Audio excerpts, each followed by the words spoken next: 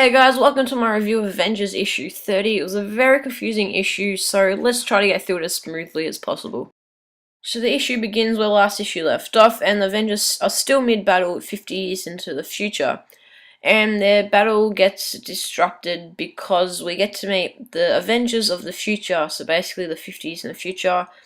And a lot of them are older or different people. Then we get to meet the Hawkeye of the future, who has a discussion with Captain America and then tries to beat up Tony Stark, because I don't know what he did, but he did something. And then the time gem starts doing its weird stuff again, and then the Avengers, like the current proper Avengers, go another like 422 years into the future. And it's a very confusing issue. It's definitely an issue that you should only read if you've been reading the last couple of issues, or just you're reading the series in general.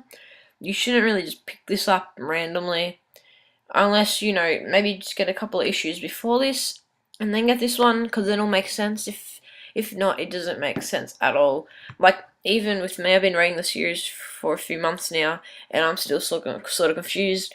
I do reread issue 29, because that confused me. So this one, it's not really that confusing, but there's a couple of things that aren't too clear, unless you've either been reading the series or I don't know if we're really meant to know half the things that is going on. But you know, it's a very confusing issue. But besides that, it was a pretty good issue because we got to see the Avengers of the future, and it'll be interesting to see if that's what they actually are like when Marvel does like comics, like into the future, like within 50 years. I wonder if Marvel will have the characters looking like that and the team with that roster and all that. But the art in this issue wasn't too bad.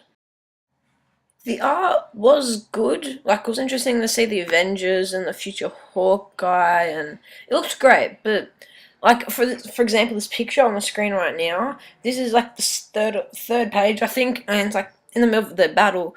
But it's sort of hard to tell what's going on. Sort of like, not only this one, like other pictures, but some of them were a bit more difficult to tell. Like, I don't know, it's hard to tell what's going on in this picture because there's so much going on. So I think that could have done the art a bit better, so it was much easier to actually understand what was happening.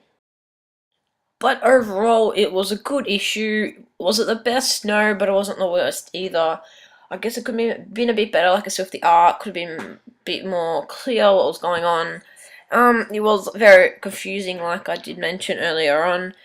So, just minor things like that were sort of annoying-ish, that got you confused.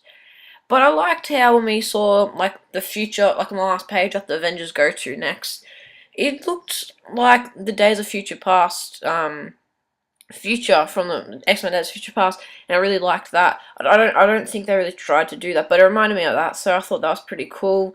But just, you know, in general, it could have been a bit better, could have been a bit more clear what was going on in the action and just the story in general. But besides that, it's a pretty good issue, so I'm going to give it a 7 out of 10. I don't recommend this for anyone that hasn't read any of the past issues of the series.